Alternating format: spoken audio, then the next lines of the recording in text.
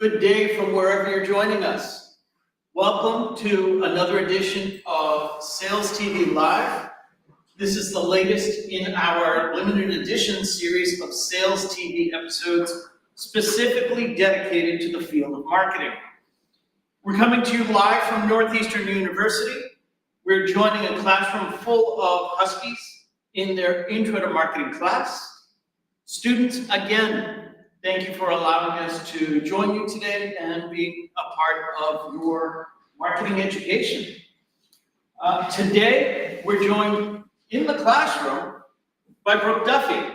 Brooke is a fractional CRO and business consultant. She advises organizations on overall growth strategies as they look to scale.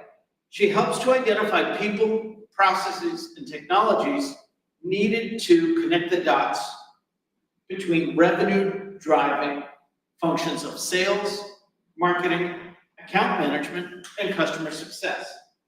Brooke, welcome. Thank you. Thank you for having me. Please tell us a little bit about yourself and how you got here.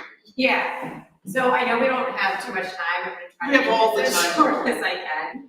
But I actually have kind of an interesting background and story. And it starts actually back in high school. So I'm going to put myself on the spot here to kind of set the bar pretty high with today's conversation. But how many of you are familiar with Jordan's Furniture? Anyone? That's fair. There's not many because you're probably living off of IKEA furniture today. But Jordan's Furniture is a New England brand, a huge furniture retail brand. And when I was in high school decades ago, I won't tell you how many, the founders of Jordan's came to my high school and they did a conversation similar to this, where they talked about how they built their business empire through marketing. And I was fascinated by it. So silly things like nobody tells you that your parking lot spaces have to be painted yellow. So they painted them their brand color. You know, I know you're a Disney guy, so the Disney experience of you have to go through the entire store to get to these experiences that they were creating. And they were real experiences, right? There's one that has a skating rink and one that has a movie theater and there's restaurants. So they really built this whole business, which I think is billions of dollars today, from really good marketing. That's why I decided to study marketing. So I went up the road to Boston College, undergrad. I have a lot of friends that went here, so I love Northeastern, just not in hockey. But at BC, I studied communications and marketing. And then I went into the workforce, and after so many years, I got an MBA at UMass Amherst. And that MBA also has a specialty in marketing. So this has really sort of been my bread and butter. When I went into the workforce, I started at an ad agency in New York City. And I ended up being poached from that agency. So TV Guide, which probably none of you know what that is, and that's okay, came in, it was a media publication, came in to do a happy hour event. And nobody was going into the conference room to talk to them. And I felt bad for these people. They had a whole group there. They seemed very lovely. So I went in to chit chat with them and we had a wonderful conversation. And after they left, they went back to the office and they emailed me. And they said, would you be interested in coming in for a conversation with us? And so I said, sure, why not? And I went and they were like, we think you'd be a great fit here. We just don't have a role for you. So, you know, I'm 2.5 years out of college. I don't know what that means. I'm like, okay, this seems like a waste of time. And we just kept the conversation going. And then a few months later, they were like, we're going to create a role for you. And that role is going to be a sales solution executive. And we want you to sit between sales, marketing, creative, which was sort of its own subset outside of marketing, TV Guide the magazine, tvguide.com, and TV Guide the channel, and help us figure out how to bring all of these functions together to create really incredible advertising opportunities for our advertisers, ultimately increasing revenue share for the business. And so that was sort of my first foray into connecting the dots of revenue functions. Excellent, thank you. Sure. So, Brooke, this semester, we're learning about the major themes of marketing. Yep. Each week, we explore various marketing terms and concepts. The overarching goal for this group, for this semester, is to help the students think and talk like a marketer. Sure. So when I asked you before if there was one thing that you could teach the students about marketing, you said marketing through change. So what do you mean by that? And can you give us an example of something you've worked on? Yeah, so I think when I say marketing through change, there's a couple of things. So marketing itself has wildly evolved, right? When I first got into it, it was a little bit more seen as sort of this art, this creative function in business, a very supporting function.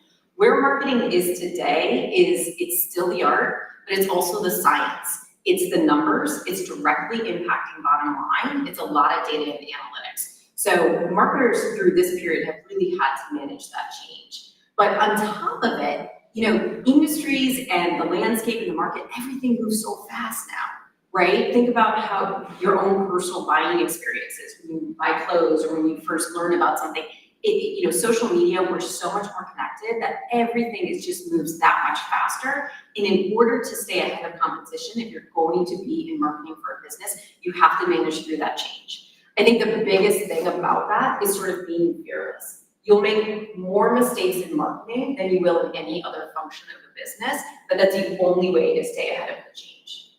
So many things I want to pick up on what you just said. Sure. But I want to keep it relevant to the students as well. I love that you said so many mistakes get made, because I told these students day one, I want you to fail. And if you fail in an attempt at learning something, you won't fail in my classroom. So it's encouraging to hear that you're going to fail, so deal with it. Yep. The other thing that I really appreciated you saying was the art and science of marketing. We went through an exercise earlier in the semester, style awareness, really to help them explore their own communication styles and understand that their styles are different from how others communicate, and that impacts how messages are received as well. But the one thing I did call out was my experience of the journey from the creative to the scientific in terms of marketing. It's all about measurement and ROI these days, isn't it? Yeah, and there's two sides to that, in marketing, everything really can be measured. Now, with that said, attribution is something that you can talk about until you're blue in the face and you're never going to solve for it. So that's why it's still very much this art and science, because you have quantitative data, but you have to kind of piece together the qualitative story that makes the most sense and not use every data point. That's especially true as you move up in a career in marketing, because the more that you're uplining information, right, presenting to, the last 11 years I've presented to a board of directors. They don't want to know the nitty-gritty data and analytics that are available. I have to look at that and understand that, but they don't want to know that. So you kind of have to know your audience and what metrics matter, right? The CFO cares about very different things than your head of sales, if that's a different person, or your CEO even. So it's very much understanding both sides of that, but also knowing how to move into each one. Just a real quick, I know you asked me for a story. So I obviously have been in marketing for 20 plus years now, and that means that I was a marketer through the pandemic. And I think that's a perfect example of managing through change. So marketing is one of those functions that so much of what you do is influenced by external factors that you can't control. In world events, and we're in some very serious world events right now, and these are all things that matter to marketers.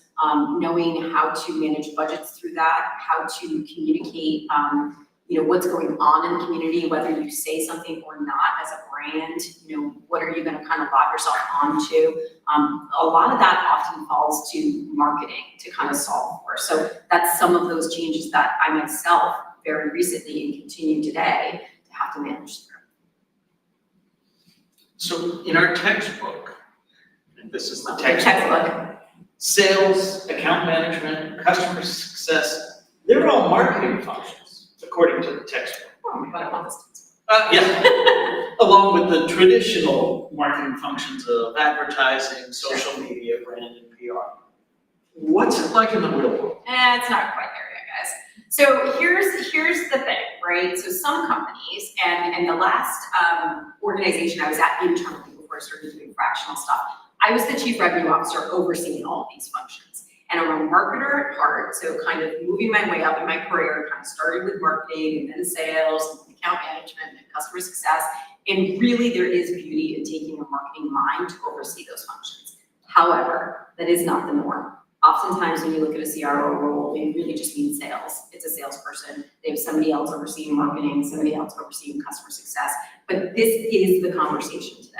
So more and more, I'm in the room with businesses trying to figure out, hey, how do we connect the dots between these functions? And ultimately it is, they should bubble up to the same leader more than anything, because you have to think of it as the customer journey, right? So to break down those traditional silos, it's not about the marketing funnel. It's not about a sales cycle. It's not about, support responding to troubleshooting issues, things like that.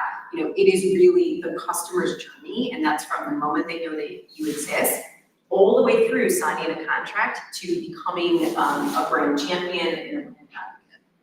So exploring that, connecting the dots a little bit more, how do these departments then work together? I mean, so like any. Or maybe I should ask, how should they work together? Exactly. Well, so there's a couple of things, right? So one is like anything in business, it all stems from really good communication. Marketers tend to be the most communicative, along with sales, they're very communicative types. But that's communications is at the crux of marketing. So it's really about communicating. It's about being in the room together. So marketing is often charged with, okay, we need to go capture leads, right? We need to create demand and capture leads. Sales is going to help close win that business. But you know what? It's not up to marketing who those leads are, right? Customer success is going to tell you who the best fit customer is. Sales is going to help inform you. These are people I can move faster to close win than others, and here's why. And so it starts with having those meetings together, setting that strategy together, and communicating regularly. I'm talking regular weekly meetings as a unit versus each individual. You're singing the song I love to hear. I wish more people would. Where customer success is often seen as the end point, and that's the starting point. Yeah.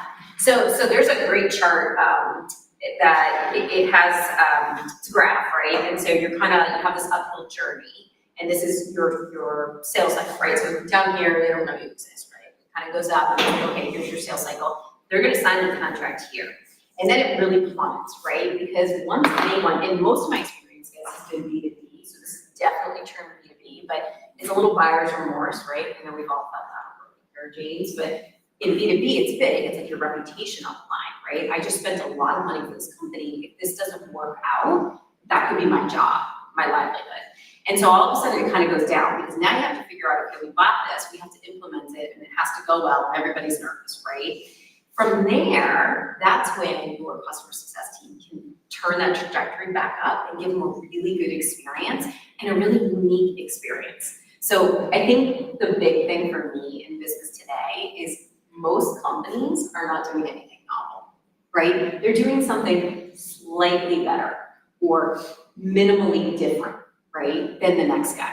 So what makes you stand out as a business is marketing. It's your brand, it's your unique approach. And so that happens, and customer success is hugely delivering most of that. And that's why they have to work so closely with marketing and sales.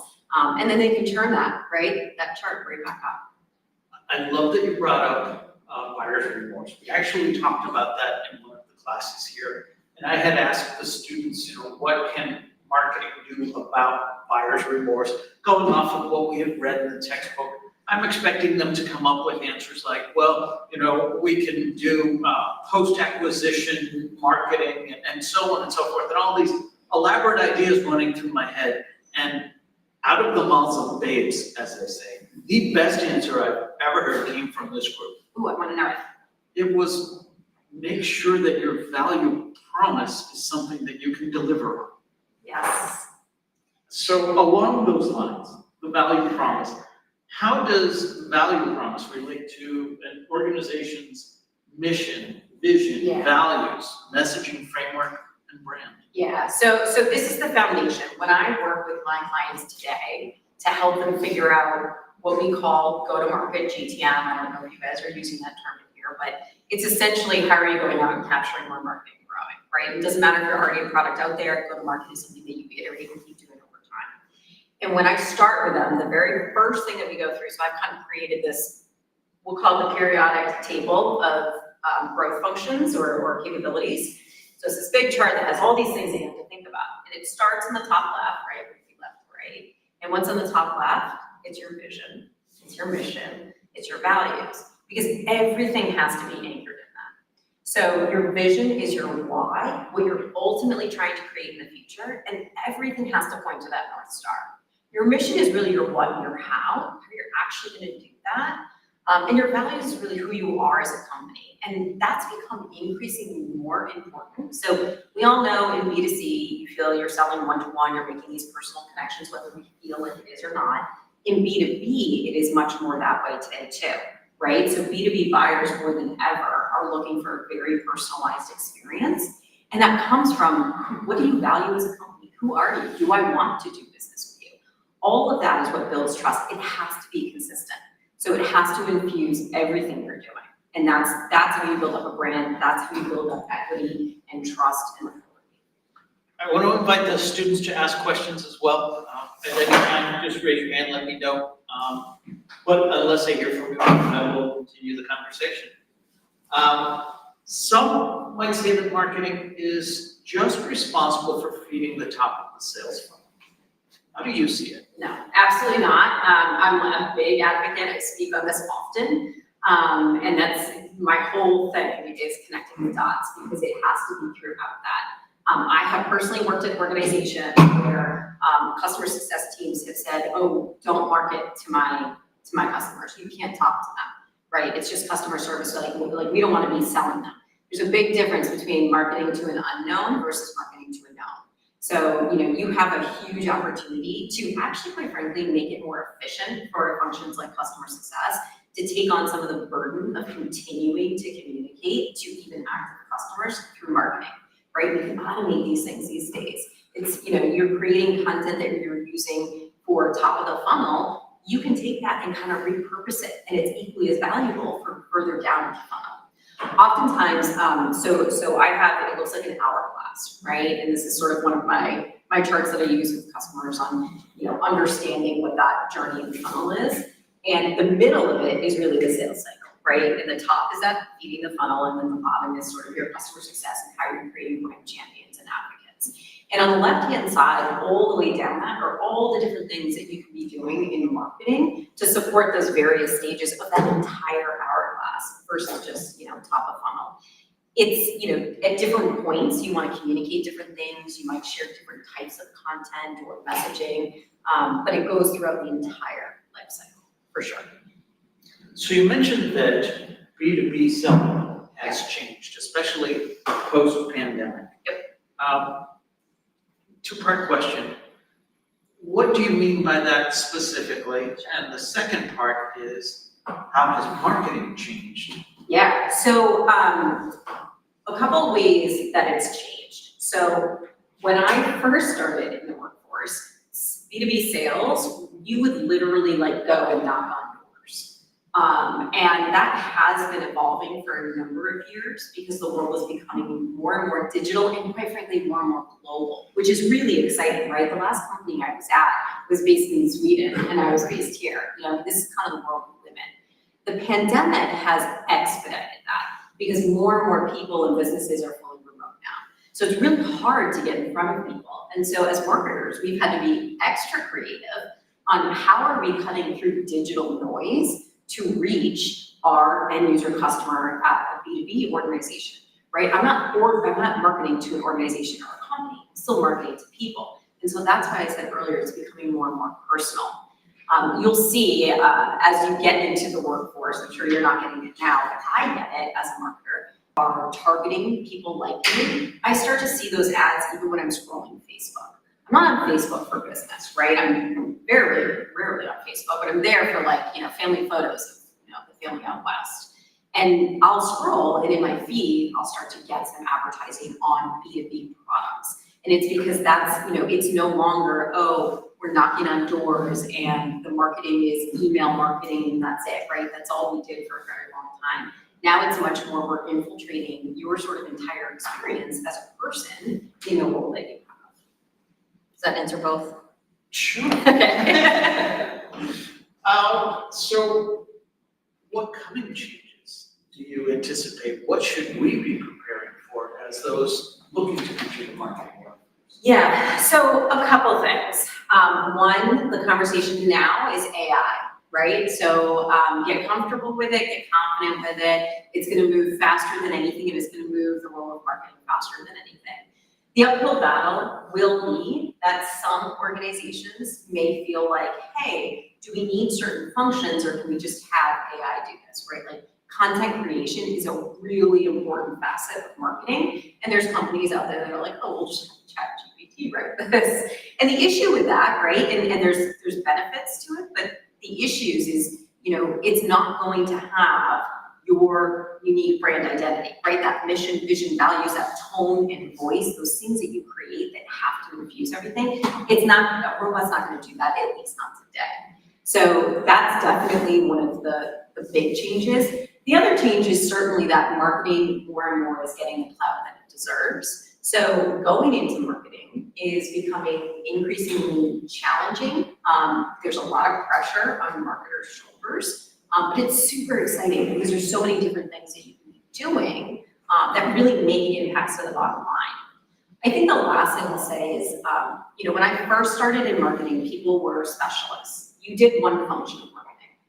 And then it was like the opposite. So it was very much that people were generalists. You did like a little bit of everything. Then people became specialists and you did one function. Because there's so much, right? There's digital marketing, there's creative, there's content. There's events, there's so much you can be doing. I think it's going back now where there's a need for people to be more generalist, at least at the top. So when you elevate up to CMO positions or CRO positions, you have to know a little bit of all of these functions of marketing in order to get to it. You don't have to know it so well. You'll hire a great team, but you have to know it and how it pieces together with everything else you're doing. So there's sort of been an interesting arc in how marketing itself as a function has been divided and, kind of together come apart, and now I think going back together. Like so many things, it's a pendulum that swings to one extreme and then the other. What would you say are some skills and abilities of a successful marketer nowadays? Today, you do have to be very analytical. So make sure that you get comfortable doing that. A lot of big marketing teams will have their own data and analytics teams supporting them, which is great. But especially if you want to elevate, you have to understand how to make sense of those numbers. So that's one thing. Communication. Marketing often has to make the biggest cases out of anybody in the organization to do the things they want to do. You really have to be able to justify what you're doing because, quite frankly, so much of what you do will fail. And it's the best, right? And I always tell my team the same thing. I want you to fail because that means you're pushing the boundaries and we will learn something. And the more you can learn, the better, but that can be harder for different companies. So you really have to get good at communicating, advocating for what you need, and not being afraid of failure. Other questions? All right, I wanted to make sure I got this one. Oh gosh. So no, I think this will be easy for you, but I hope beneficial for you. Okay. So many of the students in this class will be actively seeking the next co-op. And soon enough, they'll be looking for a full-time job as well. What job seeking and career advice would you give to today's marketing students? Okay, couple things. I don't know how much you guys are gonna like this, but get on LinkedIn. If you're not there, get there. It's only exploded, and that's even post-pandemic. Number two, increasingly, especially in marketing functions, but increasingly in business, influencers is a really important thing, and anybody can create themselves and become an influencer, right? So regularly posting, being in conversations, having conversations like this, you can really get yourself out there. It does make a difference. That is sort of how people are finding talent today, is people that are, and some of it, especially in marketing, you have the ability, you can be as silly as you want, you can be as sort of serious as you want. So, there's some guys I follow on LinkedIn that are hysterical, and they do these really silly videos, but they have really great messages about sort of what's working and not marketing. They'll admit failures, right? But marketers generally really want to learn from each other. So I would definitely say, you gotta be on LinkedIn, you gotta put yourself out there. Creating your own personal brand will only help you in a marketing role. And I think also don't be afraid to try a lot of different functions, right? So if there's a role that you're like, maybe I wanna dabble in this, but I'm not sure, give it a try. Because marketing benefits from really understanding all kinds of functions. So even if you take a sales role for a little bit to understand what it's like to be a salesperson, which is a very hard job, that can help you with your marketing career. And people that are hiring good marketing talent value, certain breadth of experience. Absolutely. I just want to pick up on what you were saying about the influencer. I'm sure that when you say that, this audience, I know my kids at home, I know many people think that capital I influencer, 1 million followers on Instagram and so on and so forth. But there's such thing as what I call a lowercase I influencer as well. Yep. Tell us a little bit about how we can have influence without necessarily seeking celebrity. Yeah, I mean, I think it goes back to inserting yourself into the conversation, right? So the more that, and it doesn't have to be your own thoughts, you don't have to be the one necessarily creating this content, but commenting on the content, being in the room, attending events, getting people, the world is small, guys, right? And in the world of, marketing, you'll end up going to a lot of the same events as other marketers that you'll see over and over. As much and as big as marketing is, like that does happen. So the more that you bring yourself to those things and volunteer to speak if there's an opportunity, or that is, you don't need millions of followers, but you've sort of created yourself as this lowercase influencer in that realm.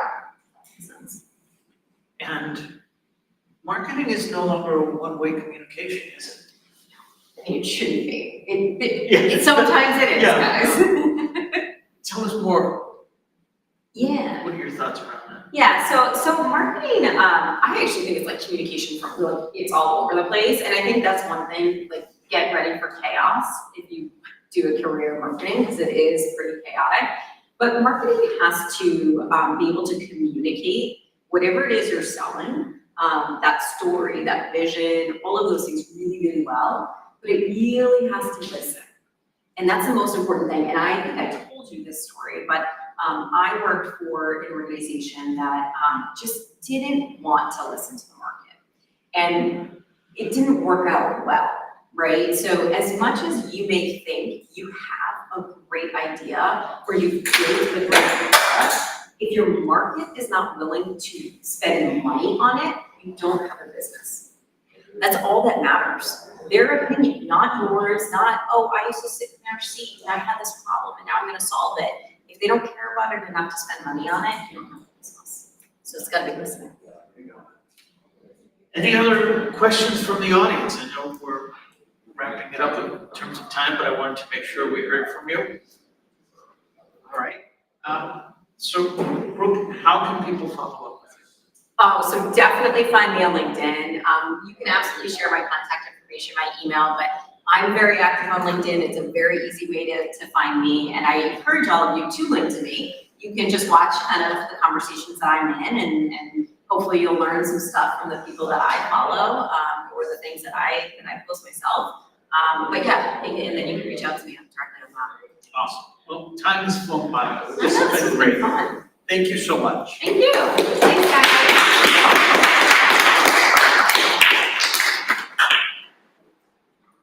And with that, we end another edition of